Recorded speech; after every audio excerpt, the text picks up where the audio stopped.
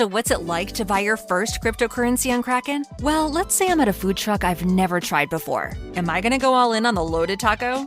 No, sir. I'm keeping it simple, starting small.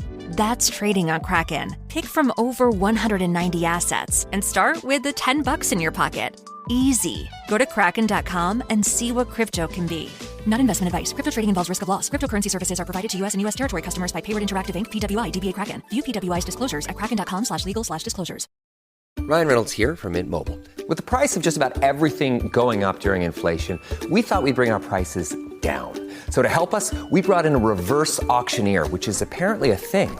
Mint Mobile Unlimited Premium Wireless. How to get 30, 30, bit to get 30, bit to get 20, 20, 20, bit to get 20, 20, bit to get 15, 15, 15, 15, just $15 a month? Sold! Give it a try at mintmobile.com/switch. $45 upfront payment equivalent to $15 per month. New customers on first 3-month plan only. Taxes and fees extra. Speed slower above 40 gigabytes. See detail. This is Optimal Work Daily. How to Get Paid for What You Love by Chris Guillebeau of chrisguillebeau.com. I'm no consultant, but from time to time, as in several times a day, people ask for my opinion about building some kind of online business. I'm happy to give my 2 cents for whatever it's worth, and I'm sure there are times when it's not worth more than that. How can you do something you love and make a good living from it?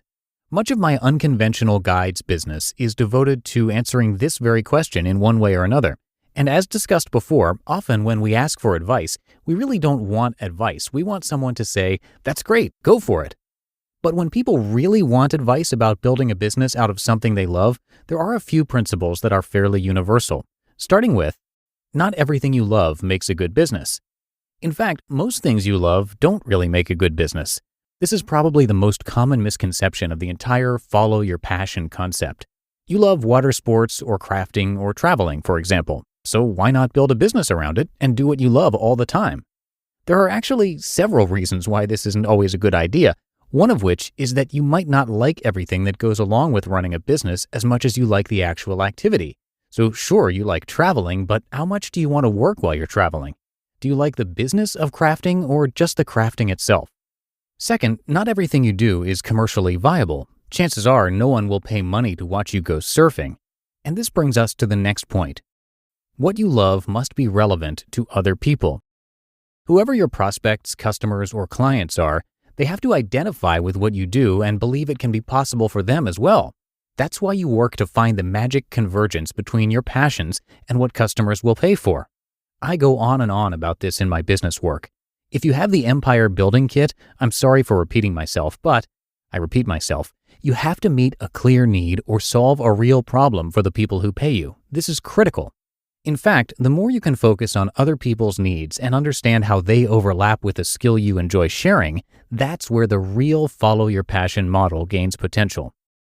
Often you won't get paid for the obvious thing, but something related. To get paid for what you love, you must inspire, educate, or entertain, preferably at least 2 of the 3.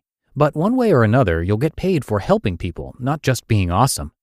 As much fun as it is, I don't get paid to travel. I get paid because of a business I've built that helps other people. It has very little to do with my actual travel. Sometimes it helps to separate the business model from your passions, even if the 2 are ultimately correlated. The main question you have to answer for the business model is, what will customers actually pay me for? It probably isn't surfing or travel unless you're teaching people to go surfing or travel. Instead of breaking in somewhere, create your own market.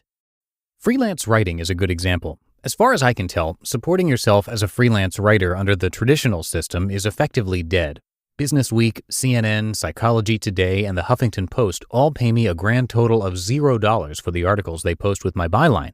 And it's only worth it to me because I've built my own platform at AONC and unconventionalguides.com. Without that platform, I'd literally be working for free. So don't worry about breaking in. Figure out what you can do that no one else is doing, or at least how you can do it in a different way than everyone else is doing. You can waste a lot of time trying to get into an existing system, or you can put the time to good use and build your own system. Ironically, when you do the latter, it becomes easier to break into the original system as you go along. Keep startup costs very low. Someone asked me the other day, if you had $1,000 to start over with my business, how would you spend it? I said I would get a $10 domain name, a free WordPress installation, and a PayPal account. Then I would set up a 1-page site and see what I could do with it. If it looked promising, there are plenty of things I could spend the remaining $990 on. I'd probably start with design, but the point is, I would first make sure I had some kind of viable idea. If you can start something without spending a lot of money, that's best.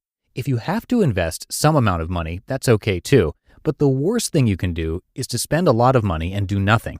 Don't do that. Find a way to make it work, just a little. In Louisville, Kentucky, I talked with Nick, who told me about a small photography business he wanted to start. A few weeks later, I saw him again in Charleston, West Virginia, and this time he had an update. "Hey, I sold a print for $50, he said with great enthusiasm. And I knew exactly why Nick was so excited. He wasn't going to cash it in and retire on one $50 sale, but it was very empowering to get paid for something he loved to do. When it comes to a lifestyle business, a little momentum goes a long way. The sooner you can get paid, even a small amount or a one-time sale, the better. The greatest benefit of a lifestyle business is freedom, but usually we find that freedom does not just appear out of nowhere. It requires a shift in mindset and the corresponding action. It also sometimes requires a surprising amount of work to maintain. See my article called "If You Love Something, You Have to Protect It." These disclaimers are not meant to dissuade anyone. Overall, I think this is a fantastic time to start a business and find a way to get paid for what you love to do, so don't hold back. Just make sure you head off in the right direction. As I see it, the right direction begins with taking action, like Nick did with his $50 print sale. You just listened to the post titled "How to Get Paid for What You Love" by Chris Guillebeau of chrisguillebeau.com. This show is sponsored by BetterHelp. We're all marveled at how quickly kids learn and that sense of wonderment they have while doing it. But as adults, sometimes we lose that curiosity. Well, if there's something you've been wanting to learn, know that therapy can help you reconnect with your sense of wonder, because your back-to-school era can come at any age. And make no mistake, therapy is for everyone. Whether or not you've been through significant trauma, therapy can be a great tool for setting boundaries, learning new skills, and ultimately becoming the best version of yourself. If you're thinking of starting therapy, give BetterHelp a try. It's entirely online, designed to be convenient, flexible, and suited to your schedule. Just fill out a brief questionnaire to get matched with a licensed therapist and switch therapists anytime for no additional charge. Rediscover your curiosity with BetterHelp. Visit betterhelp.com/workdaily today to get 10% off your first month. That's BetterHelp, HELP.com/workdaily. When it comes to hiring, don't go searching for the one. Just meet your match with Indeed.